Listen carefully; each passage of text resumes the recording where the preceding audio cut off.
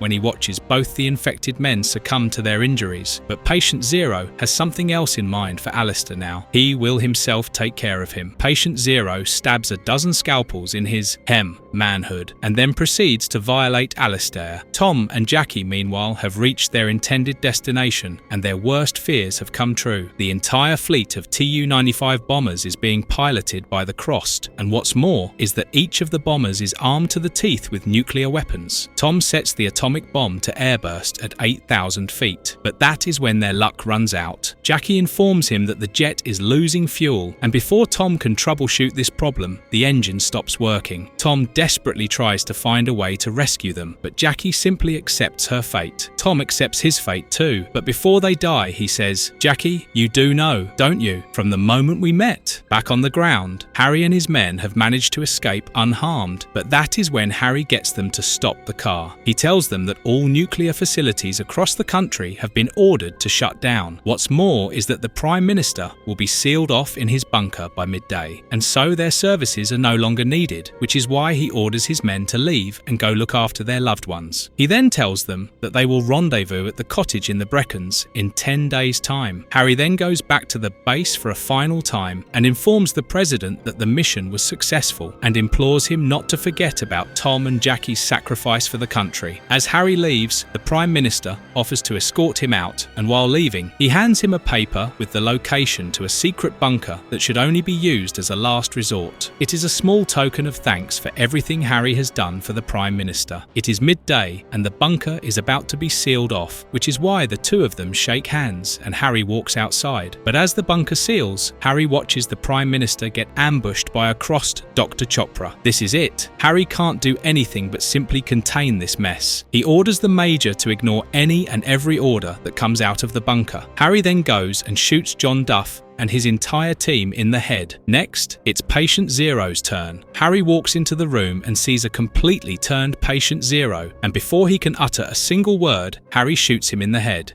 Crossed Badlands number 57 to 61, There is no safe place. In this story, we follow the escapades of Esperanza and Jane. Esperanza is a young woman, while Jane is the mother of two who horrifically witnessed her daughter killing her own son. Although the two of them manage to survive together, through a twisted fate they are pursued by Esperanza's crossed brother, Alejandro, who commands an army of his own. Alejandro simply refuses to give up, and the horde of infectees at his disposal keeps growing bigger and bigger. For a moment, the two of them think they have discovered a safe haven when they arrive at a woodland camp led by a man named Sutter. However, as it turns out, Sutter was using all of the survivors as bait. He had rigged the camp to blow up once the Crossed found them, and as luck would have it, Alejandro and his horde eventually find the camp. During the ensuing chaos, Esperanza and Jane manage to stop Sutter from blowing up the camp, but Esperanza gets shot during the struggle. Jane escapes with Esperanza using an underground tunnel dug by Sutter, while Alejandro is hot on their heels. Esperanza is too weak to carry on, which is why the two of them decide to blow up the camp anyways. The fire reaches down into the tunnel and the two barely manage to escape, only for Jane to lose Esperanza and for Alejandro to survive. "Don't let him have me," are Esperanza's last words to Jane as she stabs her in the heart. Through sheer luck, Alejandro gets captured in a bear trap before he can get to Jane. Jane, who is too distraught by Esperanza's death, loses the will to live and smashes in Alejandro's face using a rock. During this entire time, Jane is chanting that there is no safe space. There is no safe space for survival. There is nobody left to save, and there is nobody coming to save them. And as she reaches this conclusion, Jane willingly smears Alejandro's blood on her skin and infects herself.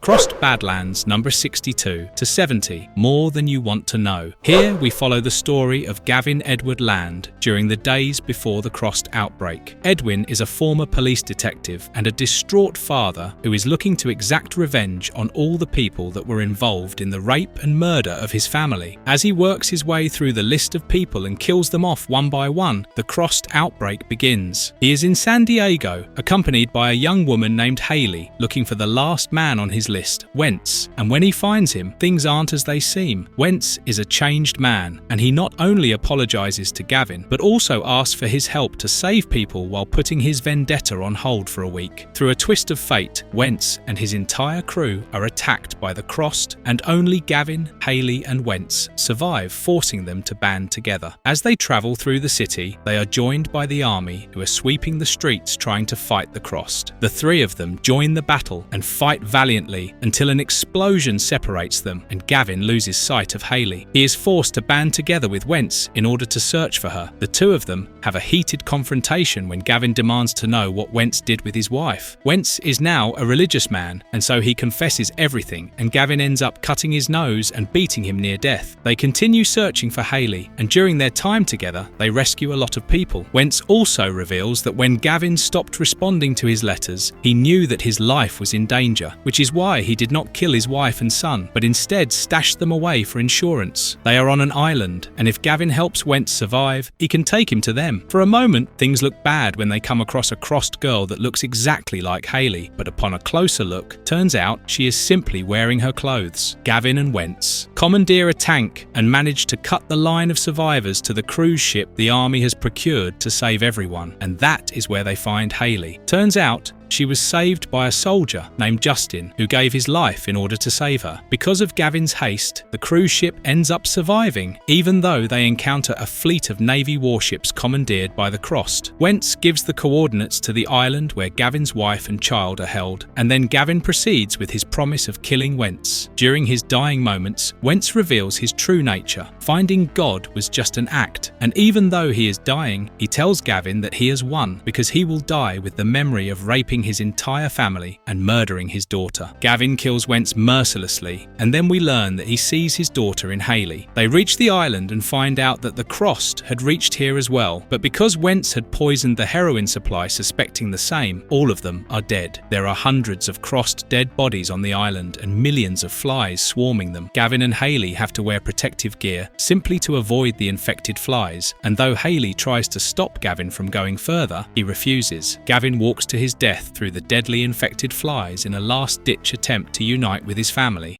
Crossed Badlands number 71 to 74, 5 Bloody Fingers. In this story, we catch up with Satoshi, Emiko's friend, who is publishing her manga under his name in order to protect her identity. He is trying to find Hazuki, the love of his life, and his other blood brothers, who together called themselves the 5 Bloody Fingers. He battles through numerous Crossed on the quest to find Hazuki and his brothers, only to be faced by yet another danger, Hazuki's father, who is a Yakuza boss. Satoshi ends up finding Hazuki, her father, as well as his blood brothers, but all of their lives are now at stake because of Hazuki's father, and they are trapped in an anime convention. They have barricaded themselves inside the building while the Crossed wreak havoc outside. Hazuki's father is torturing Satoshi using his pet lion, unaware of Hazuki getting infected by the C virus. Hazuki desperately tries to fight off the infection for the sake of Satoshi, but when her father threatens to shoot Satoshi himself, she lets the infection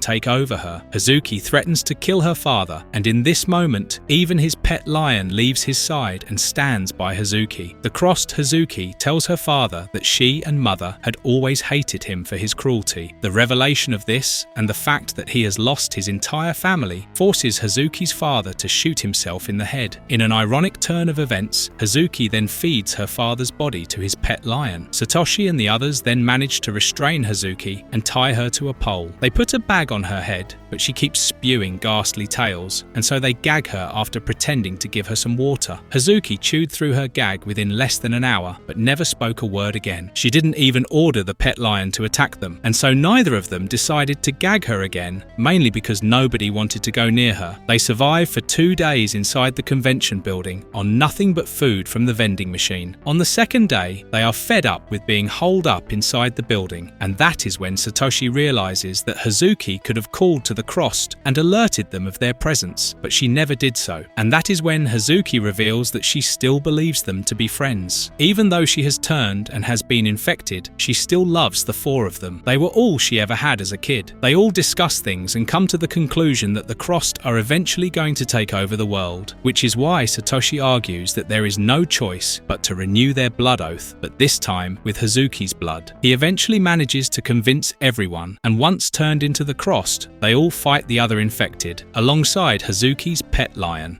Crossed Badlands, number 75 to 80, Homo Torter. In this story, we follow a college student named Washington who leads a group of survivors believing that he can find a cure to the C virus. This hope is granted to him by Professor Nelson's notes. Professor Nelson is his college professor who believed that an early race of humans around 75,000 years ago was just like the Crossed. The professor theorizes that this race of humans nearly managed to kill off everyone before somehow being eventually stopped. If Washington can find out how they succumbed, he can maybe find a cure, which is why he and the survivors are on the hunt for Professor Nelson's bunker, where they hope to find more data on this species of humans that his professor calls the Homo Torter. Washington and his group encountered the Crossed at every turn, but eventually managed to find Professor Nelson's bunker. However, their hopes of finding a cure come crashing down when Washington discovers that everything Professor Nelson wrote about Homo Torter was fictional. Prof. Nelson and his assistant, who is Washington's college girlfriend, have both turned into the Crossed, and Professor Nelson's theory about Homo Torter wasn't an attempt to falsify history, but rather his vision for the future.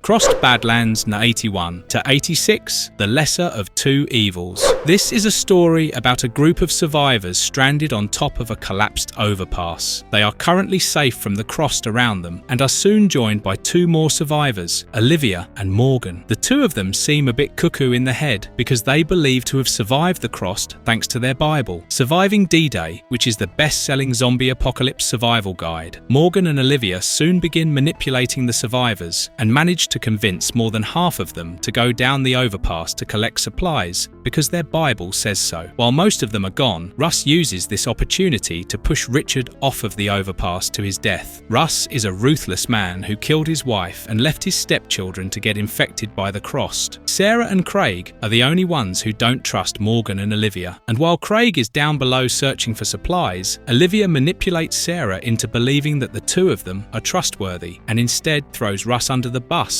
by asking her to keep an eye on him because he is the one that has a bite wound on his leg and he is the one who is supposed to be the murderer. Sarah buys what Olivia tells her, but down below, the truth unravels for Craig when he finds out that Olivia manipulated the old man into accompanying them by telling him that she would let him make love to her if he brought condoms on his way back. And surprisingly, Olivia and Morgan's plans work when the survivors below, including Craig, get killed by the Crossed. Up above on the overpass, Morgan sparks yet another fight between Barbie and Sarah by implying that Barbie slept with Craig. During the scuffle, Sarah accidentally hits Barbie on the head with a stone and she bleeds to death. It is then revealed to us that Russ is also on the side of Morgan and Olivia. The three of them claim that Sarah is one of the Crossed because she killed Barbie. Russ proceeds to try and kill her, but Tyree jumps in to defend her. During this fight, emotions are heightened and Tyree ends up killing Russ instead. Morgan and Olivia smile as they watch their manipulation come to fruition. Sarah, distraught by what she has done, kills herself by leaping off of the overpass. She falls into the river below face first and ends up breaking her neck, which kills her instantly. Morgan and Olivia then reveal to Tyree that this was their plan all along. They manipulated everyone to secure a fortress, which is this overpass, so that they could live out the rest of their days easily. They lied about everything, including the fact that they aren't armed. Olivia then pulls out a gun and points it at Tyree, but that is when they are ambushed by the Crossed survivors that they manipulated into going below. They knew how to get down, which is why they now know how to get back up to the overpass. The three of them put up a decent fight and managed to kill all the Crossed survivors. But during Morgan's scuffle, she gets some of the Crossed blood on her face, which makes Olivia threaten to shoot her. Morgan begs for her life, and while the two of them are distracted, Tyree jumps into the river below. The overpass is soon swarmed by the Crossed, and Olivia is ultimately killed by Morgan, who also turns into the Crossed. Down below, in the river, however, we see that Richard had managed to survive, and not only that, but Tyree has too. They both jumped into the water feet first, unlike Sarah.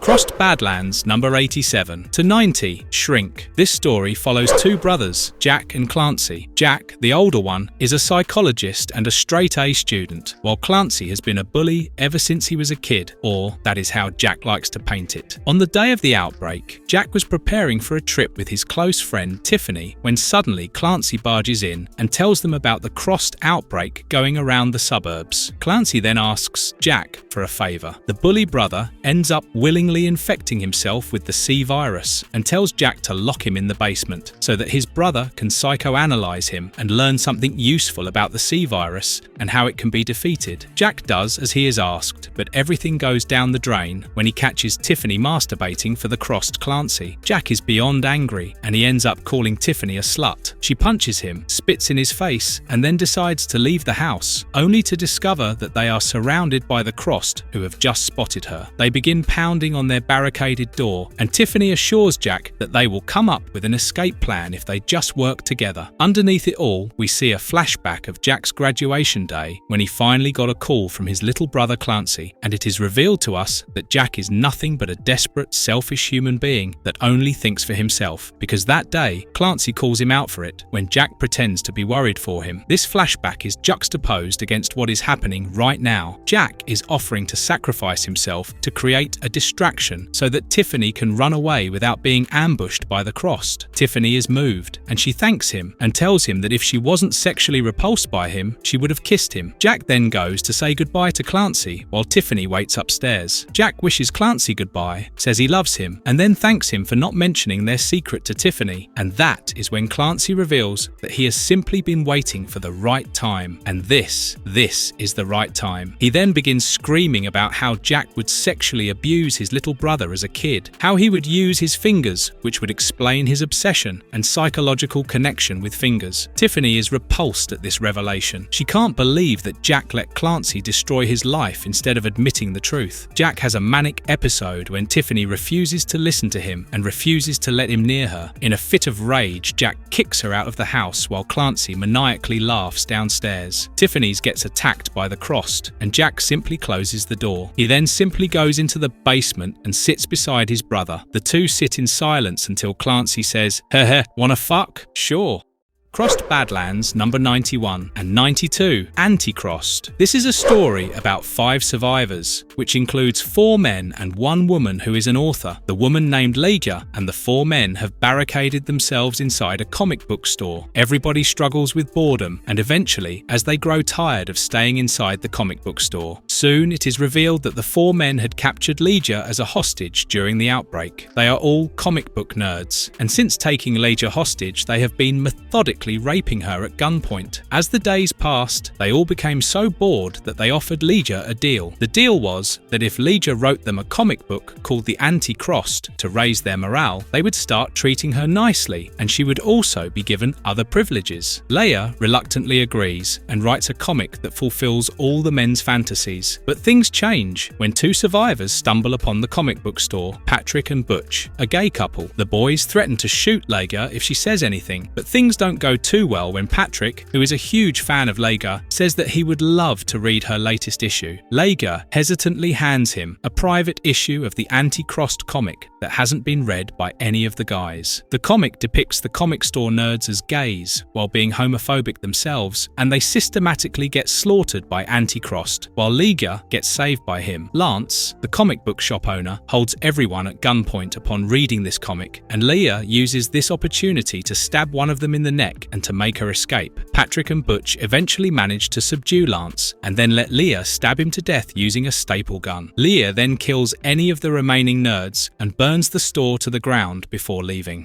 Crossed Badlands number 93 to 99, Smokey returns. We now follow Cody, who is an opportunistic man that used to build apocalyptic bunkers for the elite before the C virus outbreak. When the apocalypse began, Cody managed to steal one of the bunkers for himself. He now leads a group of survivors because he has handpicked everyone that lives in the bunker, and the stolen bunker serves them well until Smokey manages to find them after a year of surviving in it. Smokey figures out that someone is spying on him and when he catches the periscope that Cody is using, he ends up smashing it. Smokey then takes out the other cameras and then their air filter using the body of another Crossed. And that is when every survivor fears for their life as they realize Smokey is not like the others. The survivors think that the 2 weeks of oxygen that they have in their storage tanks will be enough to wait the Crossed out, but that plan soon fails on the 10th day when Smokey hasn't left. The survivors are getting desperate for oxygen, and out of sheer panic, Cody tells them the plan that he has come up with. There are 3 entrances to the bunker: the main one, the garage door, and the hatch that opens up in the woods. The plan is to open the main door to distract the Crossed, while the survivors split into 2 groups and wait at either the hatch or the garage door. The garage door is too slow and noisy, and it will draw in the remaining Crossed that stay outside. While the Crossed are figuring out the bunker and how to find them, the survivors will escape using either of the 2 entrances. Everyone will be gambling their life depending on the exit they choose. If they choose the garage door, they will have to wait for it to open, but will have the advantage of using cars. If they choose the hatch that opens in the woods, they will be gambling on the fact that they will have to circle around to the chopper in order to make their escape, and that is, if the chopper is still functional at all. The survivors quickly split into 2 groups, the ones who can drive stick shift and the others with Ben, because he is the only one who knows how to fly a chopper. The next day, they enact the plan. The main door opens and Smokey grins a wide smile. Cody takes a few seconds to ensure that the Crossed have gotten into the bunker before opening the garage door. Things are looking good for Ben and his band of survivors, because the chopper seems to be intact. However, things soon blow out of proportion when Smokey shows up to the chopper. Smokey had predicted their plan, and while the survivors in the cars have managed to escape, their path is soon blocked by the same chopper piloted by Ben. Smokey is holding him hostage, and he is forced to fly the chopper to the other survivors. Smokey forces Ben to crash the chopper into the cars in front of them, and then leaps out before the explosion. The remaining survivors are killed by the Crossed, but when they try to kill Cody, Smokey steps in and claims him. Cody begs for his life and tells Smokey that he built the bunker and he knows about others as well. He promises to lead Smokey to the other bunkers, where he will be able to find more victims. Just like Oliver, Cody has sold humanity just for the sake of his own survival. Smokey then flips Cody's car over and has Cody drive him back to the bunker. There, he forces Cody to tell him about the bunker and why it was built. Through the answer to this question, Smokey learns about rebuilding civilization. He orders the Crossed to stop breaking things, and then orders Cody to rebuild the world, his world. We then see how Smokey and Cody operate over the next few months. Cody would go up to a survival bunker, make some excuse, and offer them food or medicine to get them to open it up. Once open, Smokey and his crew would attack and torture to their heart's extent, while leaving some innocent survivors alive. Cody can't rebuild the world for Smokey on his own. He needs help, which is why Smokey spares the innocent ones that seem least threatening. While all of this is happening, Cody makes sure to go and wait in the truck where all the survivors are kept, so that they don't get to know that he is working alongside the Crossed. He would then introduce them to the Crossed and pretend like he has been there for a while. He would then give them the necessary information, with some hope sprinkled in it to keep them going. During the entire ordeal, Cody was always watched over by a Crossed that he called No Nose. No Nose was the most loyal Crossed to Smokey. He never left Cody's side and always did what Smokey asked of him. When they got back, it wouldn't take long for the survivors to catch up to Cody's lies, and on those days when coming to get Cody, Smokey would close the door slowly in order to torture him as much as possible. Then one day, Cody knew that his usefulness to Smokey was running out, which is why he decided to come up with another idea that would help build Smokey's civilization further. He knew that the Crossed had been growing weary by staying the bunker all this while, and they were running out of survivors, the uninfected that they could torture or kill. And so Cody came up with a plan which could solve their hunger problem and entertainment problem with a single shot. He told Smokey to feed the most troublesome Crossed to his own. This way, he could keep his crew fed while getting rid of the troublesome ones. He then also advised Smokey to create some sort of entertainment using the same scenario. Maybe he could hold Friday night fights, where the weakest one would be the one that would be eaten. It didn't take Smokey long to carry out this plan perfectly. After all, torture and making torture entertaining was his forte. But soon after months of doing this, Smokey was slowly running out of the Crossed, and he was beginning to notice. And so, to save his life once again, Cody offered another solution. He told Smokey that they should plan ahead, and Smokey understood more than Cody had expected. expected. Smokey started using the female survivors like breeding cows, and because he needed only one man for the job, naturally, Cody was chosen. Cody didn't like this one bit, but he never had a choice. He was forced to breed with women who would then go on to father his children. His sons would become food for the Crossed, and his daughters the next generation of breeding cows. Cody thought he was surviving, but he never noticed that he was indulging in drugs and alcohol to numb the pain more and more, especially after he explained selective breeding to Smokey. He told Smokey to breed the smartest Crossed with each other to get the smartest children that would help build the society he has envisioned. Getting the Crossed women to have sex wasn't the issue. The issue was forcing them to take care of themselves. During this time, Cody also understood why the Crossed followed Smokey. The Crossed didn't care about dying. They cared about killing, and Smokey was the best killer among them, which is why they all followed him. Within the next few months, they had some sort of society at their hands. They even managed to find a doctor that would help them with breeding. Her name was Violet, and she understood Cody the most. After all, she was doing all she could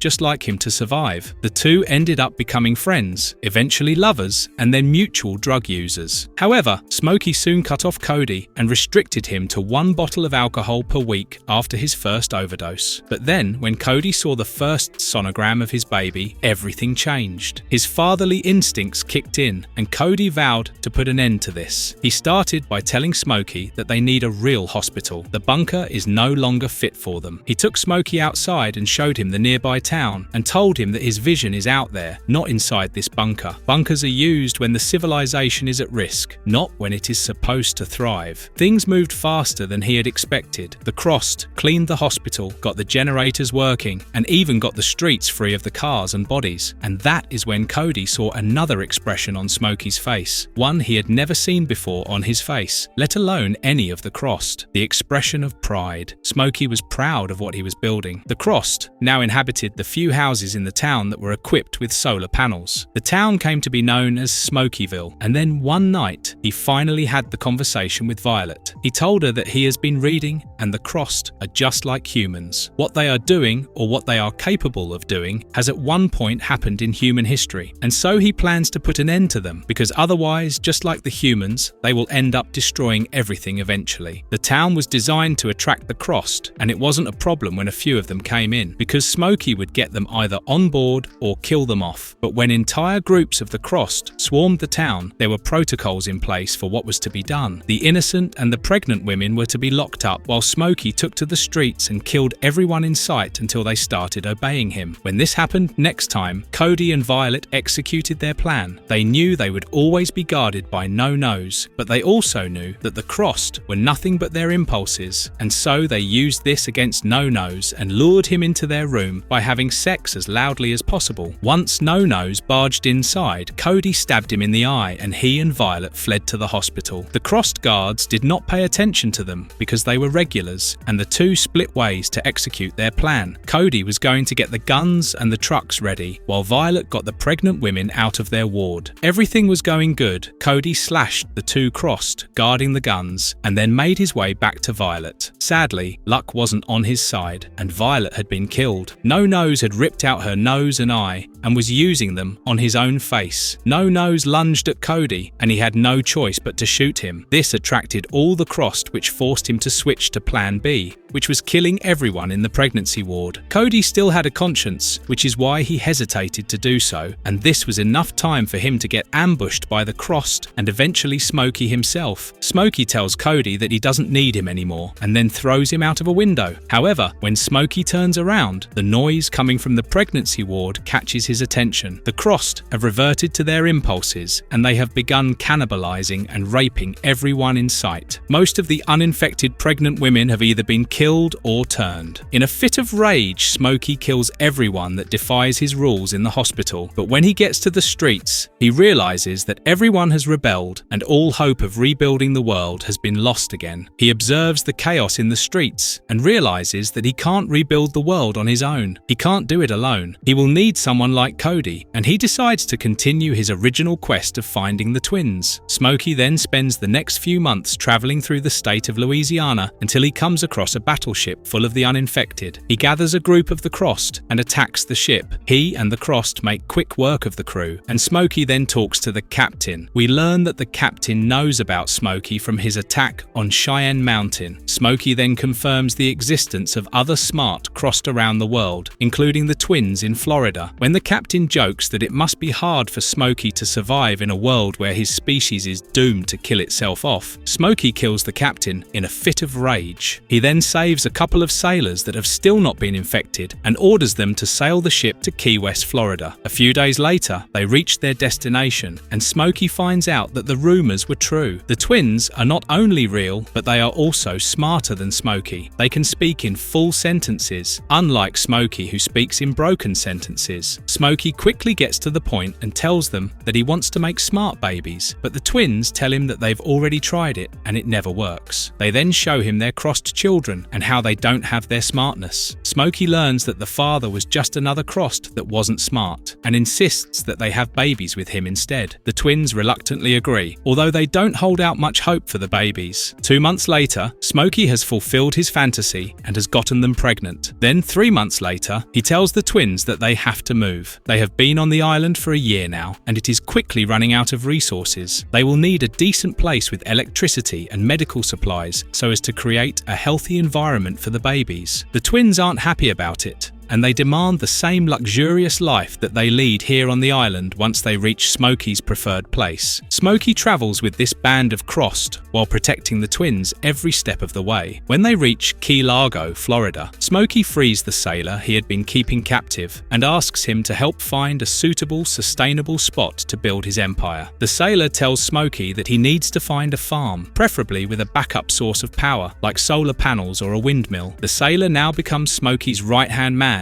and he soon finds him a farm with all the facilities that they will require to build his empire. The farm has areas to breed horses, pigs, cows. It even has a honey farm, and honey never goes bad. The twins reluctantly settle into their new abode, but demand luxuries from Smokey, which includes recliners, new beds, working TV, porn, and, most importantly, drugs. Smokey provides them with everything they demand, except for the drugs, and that is when he gets a glimpse into how he is being held hostage by the twins. They threaten to kill the babies every time they don't get their way, and soon Smokey realizes that he has no option but to obey all their commands. The sailor all this while stands alongside Smokey, providing support while motivating to look at all the good they have built here. We get to see Smokey's farm. The Crossed stand guard while the uninfected work on his farm. They are held in pens just like pigs, and the ones that do not obey Smokey get fed to the Crossed. 3 months pass by, and Smokey's children finally come into the world. It has now been 2 months since their birth, and Smokey wants to father more babies with the twins. But the twins quickly deny his request by threatening to abort the pregnancy through any means necessary if Smokey forces himself on them. Smokey has no choice but to comply with them. He orders the sailor, his right hand, to take care of the babies, and the sailor complies. After all, his life depends on it. It has been 4 months now, and Smokey has impregnated 3 more Crossed women. He then has high hopes for his son when he speaks his first word, da, but we then see the flip side of owning a farm in this world. It is regularly attacked by groups of the Crossed, and Smokey and the sailor have no choice but to defend it again and again. 6 more months pass by, and that is when Smokey's baby speaks his first full word, cunt. Smokey was disappointed to say the least, and the twins laughed their hearts out at him. The sailor tries to empathize with Smokey by telling him that babies speak what they hear around them, but that is when Smokey tells the twins that they will leave this place and go travel the world to find other smart Crossed like them. The twins refuse to leave this place, although they didn't like it at first. They love it now. They like that they have a sustainable place with a good supply of luxuries, food, and other supplies. When Smokey threatens to go on his own, they call him a deadbeat dad. They tell him that they would die without his protection, which is as good as killing his children. They hand him his babies and tell him to carry out the deed here and now. Smokey is unable to kill his babies, and the twins laugh their hearts out at him again. Smokey walks down to the kitchen, opens the fridge, grabs 2 beers, hands one to the sailor, and then goes and sits out on the porch. The two sit there drinking, watching everything Smokey has built. Then we catch up with them. 13 years later, Smokey and the sailor are sitting in the same place drinking beers, but they have grown old and Smokey looks miserable. He doesn't seem happy with his dream because he expected himself to build a civilization, but all he has now is a functioning farm. The sailor tries to tell Smokey to look on the bright side and to appreciate what he has built, but Smokey is too distraught. We then see the twins have taken up control. They are the ones who now go out to hunt and gather supplies. This time they have returned with a bunch of survivors, and we learn that in the past 13 years, many of the Crossed have killed themselves off. The survivors are getting clumsy, and they have started to come out of their hiding holes. Smokey then inquires about what he cares about the most. He wants to know if the twins heard rumors about other smart Crossed, and this is what flips both of them off. They are tired of Smokey being infatuated with his dream of building a utopia. They doubt if he is even one of them because he no longer likes to rape or kill people just for the fun of it. They then tell him that they have heard rumors about communities forming in the north where it is difficult for the Crossed to survive. In the north, survivors are thriving, and the twins feel they should be the ones obliterating their communities. Smokey is beyond angry, and he goes on a rampage and continues killing Crossed after Crossed till evening. By now, the twins' anger has subsided, and they apologize to Smokey and tell him that he can take his sailor and go to Tennessee to look for the rumored smart Crossed in that region. The next morning, Smokey leaves the farm with the sailor and a group of the Crossed. The sailor and Smokey have a conversation, and we learn that he feels for his children. He sees them as extensions of himself, even if they haven't turned out to be as smart as him or the twins. The sailor also learns from the conversation that Smokey is unable to give up on his dream, and somewhere deep down, the sailor feels that this is the right thing to do. Smokey should go to Tennessee and look for the other smart Crossed, if that is what he wants to do. At least that way, he would have died doing something that he truly wanted to do. All this time that they have spent traveling has frustrated the group of the Crossed, and they soon start targeting the sailor. Smokey kills them all in an instant, and then, in a moment of compassion, tells the sailor to go north while he goes to Tennessee. The sailor can't believe his ears. Smokey is finally setting him free. Smokey tells him to gather food and water for the journey, but while the sailor has his back turned, Smokey grabs him by the neck and twists it. This kills him instantly, and that is when the twins and his children pop out of the woods. Now that Smokey is alone, they plan to kill him because he is the only one standing in their way from rampaging around while keeping the farm intact. Smokey gets the shock of his life when it is revealed that his children were indeed smarter. The sad part is that they are smarter than him, and they all hate him with all of their hearts, including the twins. The twins kept this a secret from Smokey because they can now replace them with their children. In a fit of rage, Smokey tries to attack them, but the twins shoot at him. The shock of this makes Smokey stumble and fall back into the river, while leaving his axe lodged on the shore. As Smokey is falling, we see that he has only been shot in the gut. The twins fear what will happen if he survives, and decide to keep an eye out for him. Once the group has left, we see that Smokey indeed survived the fall. Not only that, he managed to hang on to the cliffside, and when he climbs up and retrieves his axe, there is a renewed sense of determination in his eyes. The end.